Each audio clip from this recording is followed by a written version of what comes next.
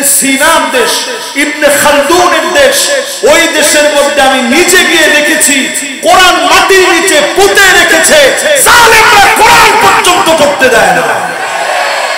আসসালামু আলাইকুম ওয়া রাহমাতুল্লাহি ওয়া বারাকাতুহু।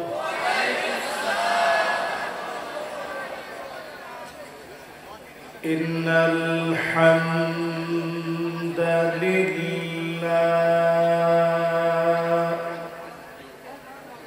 হামদান ইয়ালিকু বিজালালিহি ওয়া কামালিহি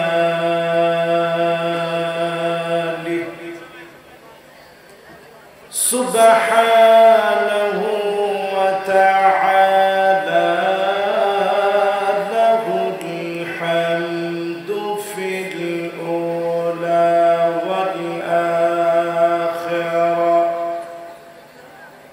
ওয়া হুয়া আলা কুল্লি শাইইন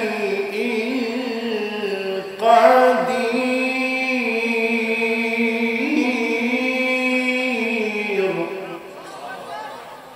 اللهم إنا نشهد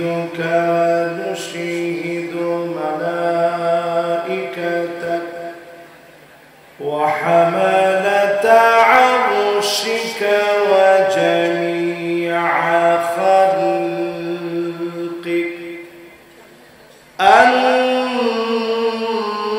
أنك أنت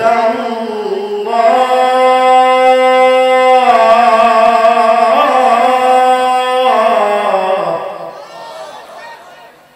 لا إله إلا أنت فهو الواحد الأحد الفرد الصمد الذي لم يلد ولم يولد ولم يكن له كفوا أحد ونشهد أن سيدنا وسندنا وحبيب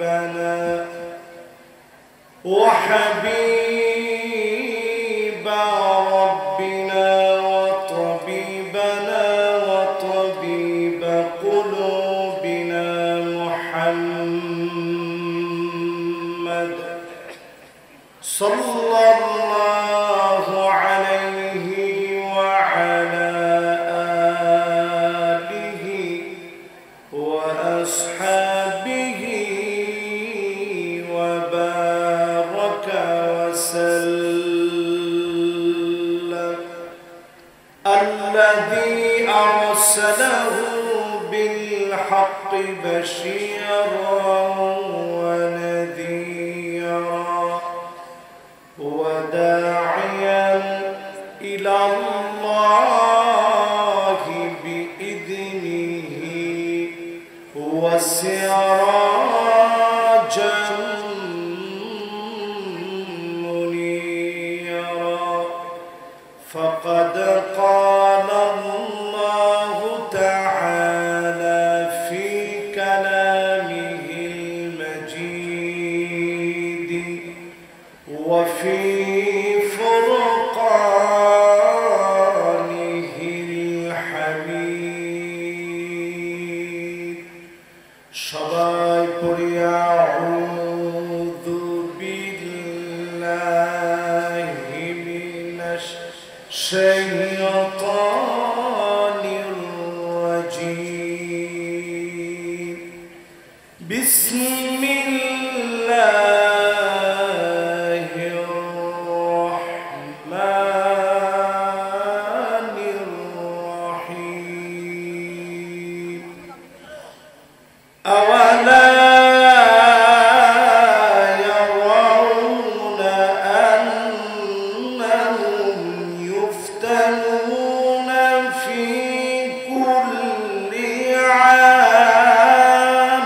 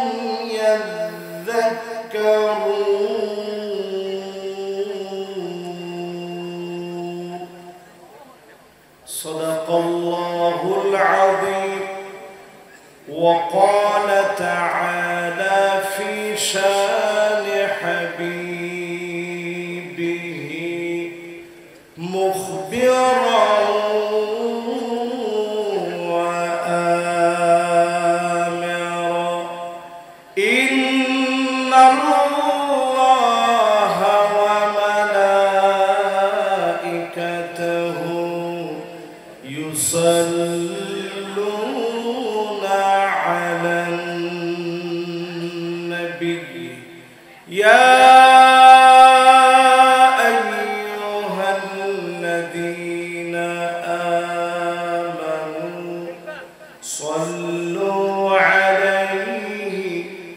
وسلموا تسليما اللهم صل على محمد وعلى آل محمد كما صليت على إبراهيم وعلى إنك حميد مجيد اللهم بارك على محمد وعلى آل محمد كما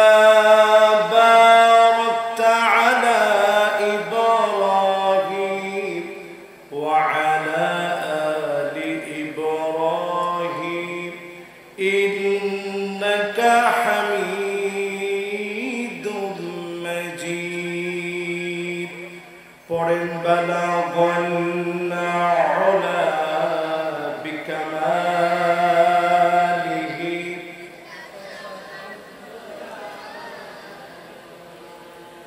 حسنت جميع خصاله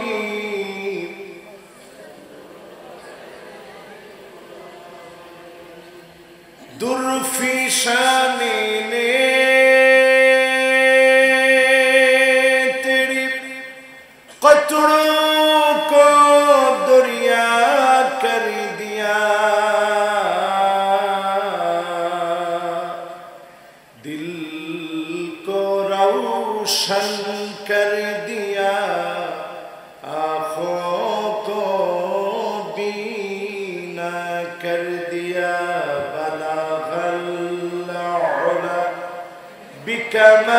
بكماله كشف الدجى بجماله حسنت جميع خصاله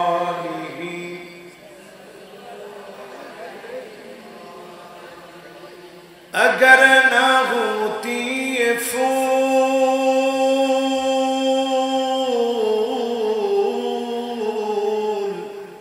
के बुलबुल का तरन्नुम भी ना हो चमन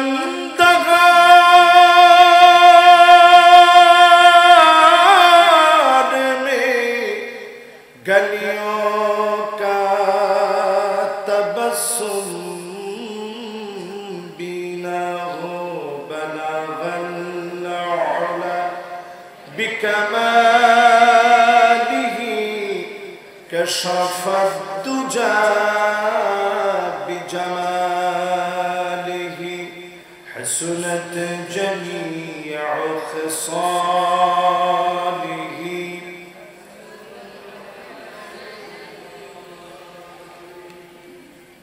পুকুরিয়া নতুন পাড়া মসজিদে মদিনা ও সিরাজুল ইসলাম মাদ্রাসার ৭০তম সিরাতুন নবী সাল্লাল্লাহু আলাইহি ওয়াসাল্লাম উপলক্ষে আয়োজিত মাহফিল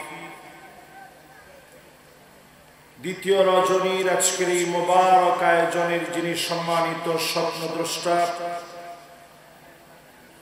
আমার অত্যন্ত প্রাণপ্রিয় ভাই মান্যবর আলহাজ মোহাম্মদ ইলিয়াস ভাই,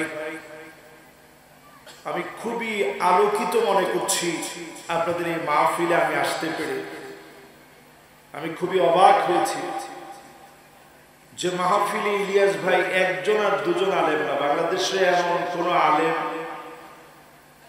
যাদেরকে আমরা পরিচিত হিসেবে চিনি, বাকি একজনও নাই মনে হয়, সবাই চলে আসছে।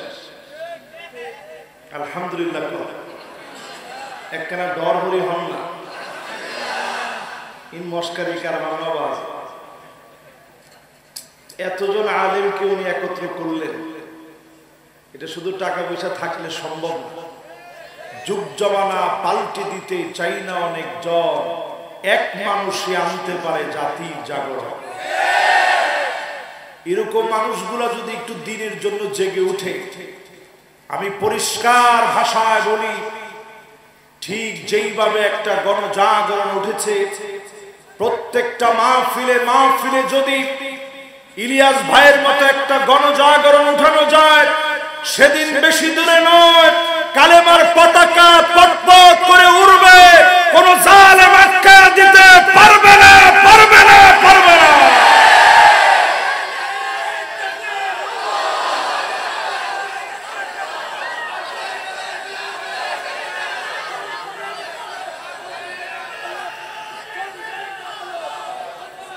মাশাআল্লাহ, আমি দেখতেছি একজন ভাই উনি একাই সংসদে জ্বালাইতে চায়। সংসদে জ্বালানোর জন্য খুব বেশি লোকের দরকার নেই, এরকম 2-4 জন থাকলে আল্লাহ জ্বালায় দিতে পারে, ঠিক কিনা? আপনারা কি সংসদের জোলক এটা চান? 54 বছর ধরে অনেক ঠেলা ধাক্কা হয়েছে, আমার ঠিক তো কইছে 5 জনে। বাকিদের কাছে কি মনে হয়, কোরআনের আলো কি সংসদে জ্বলা দরকার? যদি দরকার বলে মনে করেন, আজকে আমি এই বিষয়টা নিয়ে কথা বলবো, সময় আমার সামনে এরকম হা করে তাকায় আছে, এই যে গড়ি দেখছেন। এই জন্য আমি ডানে বামে কথা বলার তেমন সুযোগ নাই। আল্লাহ রাব্বুল আলামিনের কাছে কামনা করছি, এই জমিনটাকে দ্বীনের সবচেয়ে উর্বর ভূমি যেন বানায় দেন, পড়ে না আমিন। যতজন আমার সামনে বসছেন, সম্মানিত হাজারাত উলামায়ে কেরাম, বিশেষ করে আমি দেখেছি ইমামদেরকে তিনি সম্মান ও একটা ক্রেস্ট দিয়েছেন। সব জায়গায় দেয় বক্তাদেরকে, অথচ বক্তাদেরকে যে ক্রেস্টটা আপনি দেন, বক্তার বাসায় ক্রেস্ট এত বেশি হয়ে যায়, এটা রাখার মতো ক্রেস্টটার মধ্যে আর কোনো জায়গা থাকে না। ক্রেস্টের যে তাক থাকে, ওই তাক পুরা হয়ে যায়, আর রাখার জায়গা নেই। কিন্তু যেই ইমামদেরকে আজকে ক্রেস্ট দিয়েছেন, এরাই সত্যিকারের ক্রেস্ট পাওয়ার সবচেয়ে যোগ্য ইমাম, ঠিক কিনা বলেন? আমি অত্যন্ত আনন্দিত হয়েছি, আমি দেখেছি অনেকের চোখটা সলসল করতেছে, যে সম্মান আপনারা দিয়েছেন। আল ইমামু দামিন ওয়াল মুআযযিনু মুতামিন, ইমাম সবচেয়ে নিরাপদ ব্যক্তি হবে, ইমাম জাতির নেতা হবে, এলাকার নেতৃত্ব দিবে। আলেমরা যেদিন বুঝবে জমিনে দিন কায়েম হওয়া লাগবে, সেদিন বাতিল পালাবার জায়গা খুঁজে পাবে না। যিনি দিন কায়েম করে দিবেন তিনি কে? সম্মানিত ফুদালা কুরামা আইম্মা যতজন আসছেন, মুরব্বিয়ানে কেরাম যারা বসছেন, তারুণ্যের উচ্ছ্বাস, দিক দিগন্তের দিকপাল যারা এই মুহূর্তে বসা আছেন, মা বোনদের জন্য নিশ্চয়ই আলাদা স্প্যান্ডেল করা আছে, আছে না?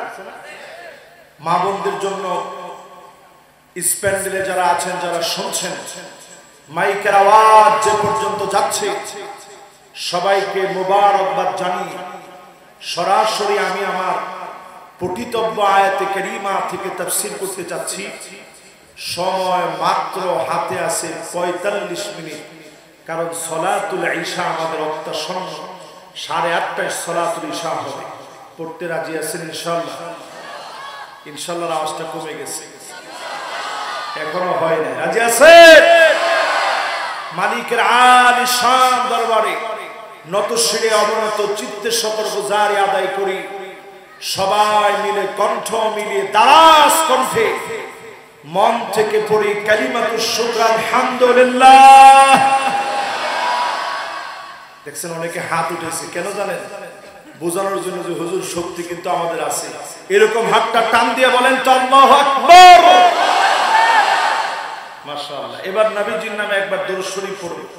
সবাই মিলে পড়েন মুহাম্মাদুর রাসূলুল্লাহ সাল্লাল্লাহু আলাইহি ওয়াসাল্লাম। সবাই পড়ছেন? সবাই পড়ছেন? আওয়ালা ইয়ারাউনা আন্নাহুম ইফতানুনা ফি কুল্লি আমিন মাররাতান আও মাররাতাইন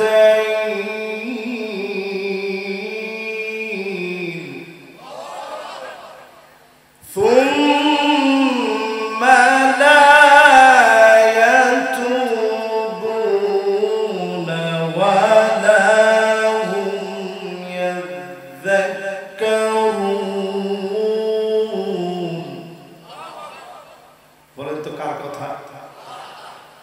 সূরা তাওবার ভিতরে 126 নং আয়াতে কারীমাতে আল্লাহ পাক ঘোষণা করেন, প্রত্যেক বছর আমি আল্লাহ একবার কিংবা দুইবার শাস্তি দেই, এরপরেও তোমরা তাওবা করো না, আমার দিকে ফিরে আসো না, আমি আল্লাহকে ডাকো না।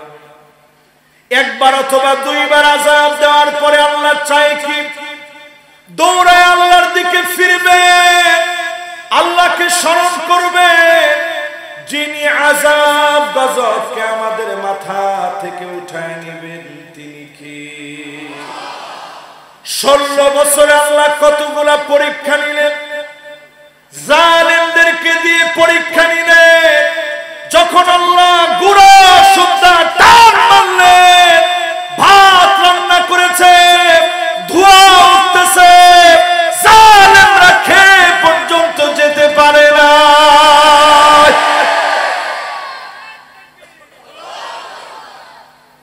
এরকম হালকা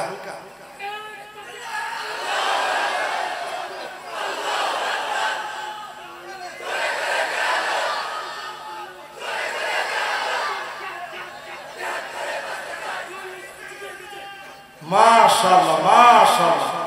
দেখেন এই কণ্ঠ ভেঙে গেছে, আপনি দেখবেন এই কণ্ঠ কালকে আরো দারাজ হয়ে গেছে। জোরে বলুন আল্লাহু আকবার। 16 বছর জালেমরা জুলুম চালানো, আমাদের কণ্ঠের তাকবীর বন্ধ করতে পারে না। আল্লামা সাইদি রাহমাতুল্লাহ আলাইহি 13 বছর জেল খাটার পরেও মাজলুমের হাসি ঠিকই হেসেছে, প্রমাণ করে দিয়েছে জালেমেরা বিজয় হয় না, মাজলুমেরা বিজয় হয়েছে। ঠিক কিনা বলে?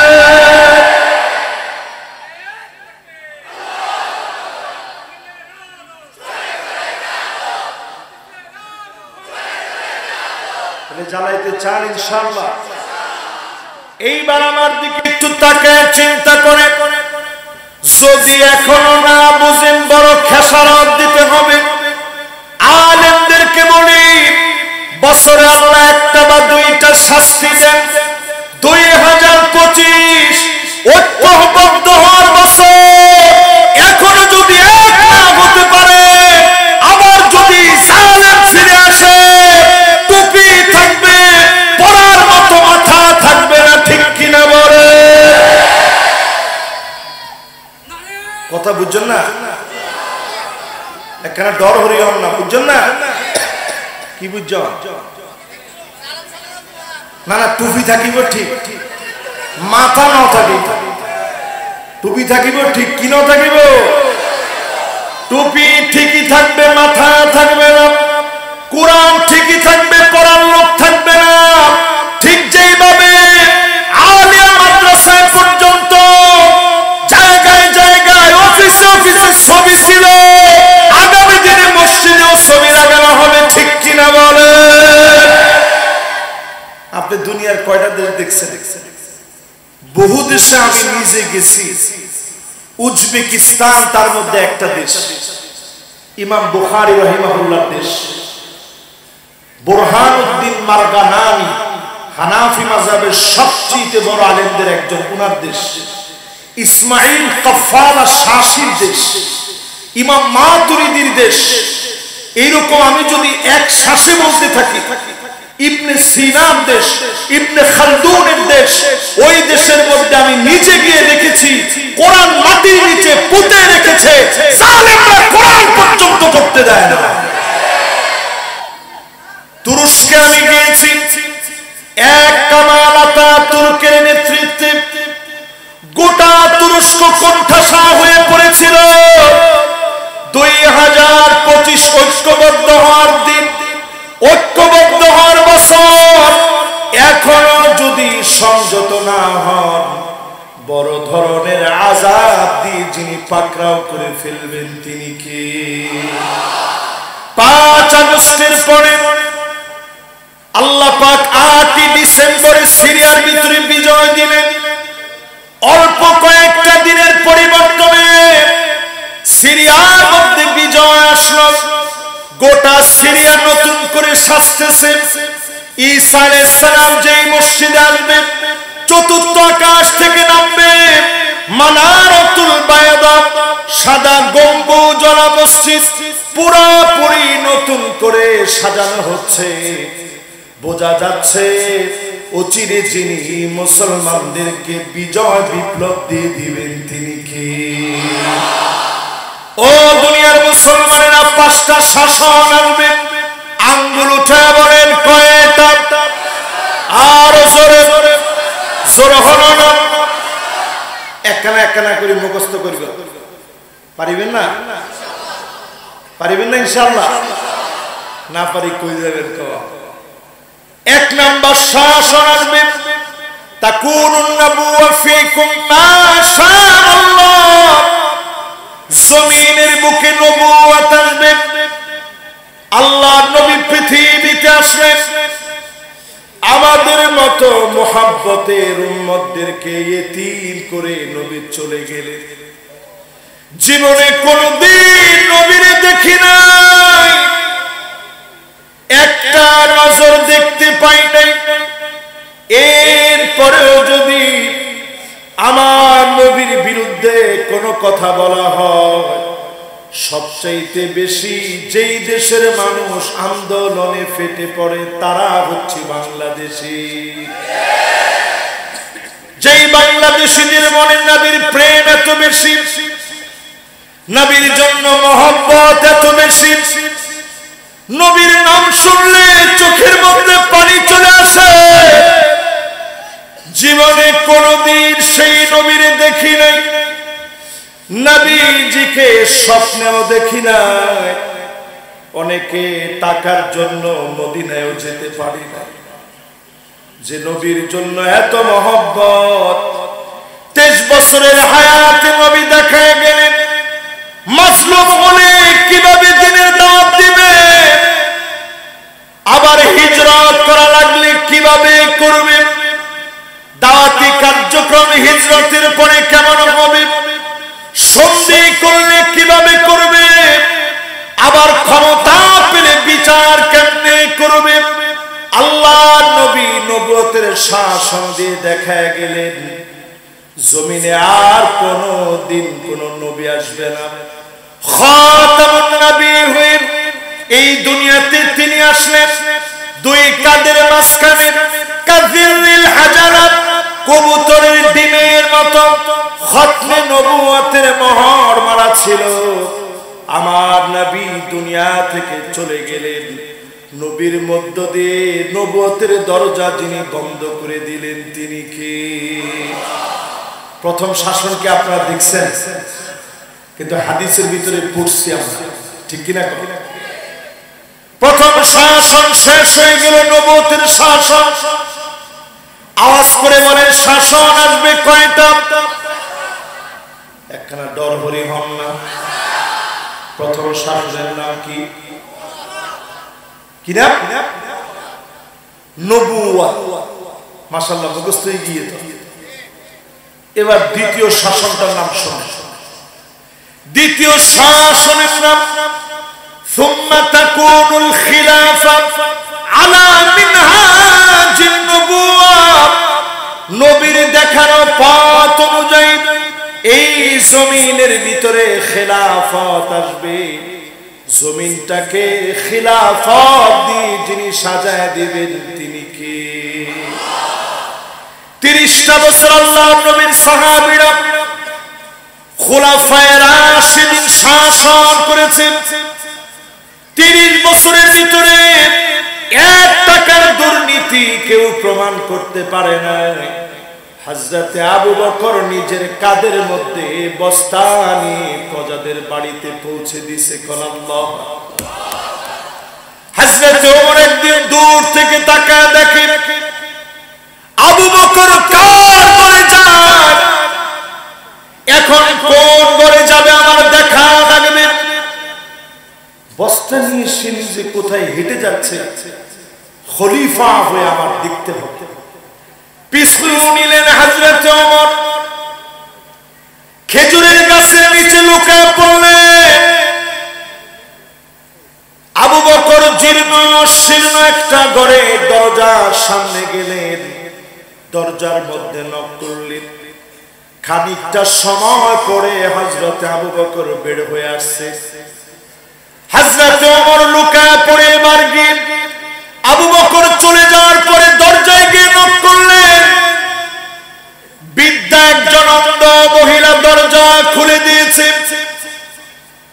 হযরত ওমর আর দেরি করে নাই, তৎক্ষণাৎ প্রশ্ন করলেন, ও মা, একটু আগে যিনি তোমার ঘরে ঢুকেছিল তুমি কি তারে চেনো? বৃদ্ধা মহিলা জবাব দিয়েছে, একটু আগে যিনি ঘরের মধ্যে ঢুকেছি তারে আমি চিনি না। আমি তো চোখে দেখি না, নাম জানি না, কিন্তু এমন লোক যদি আমাদের খলিফা হতো। এই কথা শোনা মাত্র হযরত ওমর ছোট্ট মানুষের মতো কান্না শুরু করলেন। আয় আমার আল্লাহ,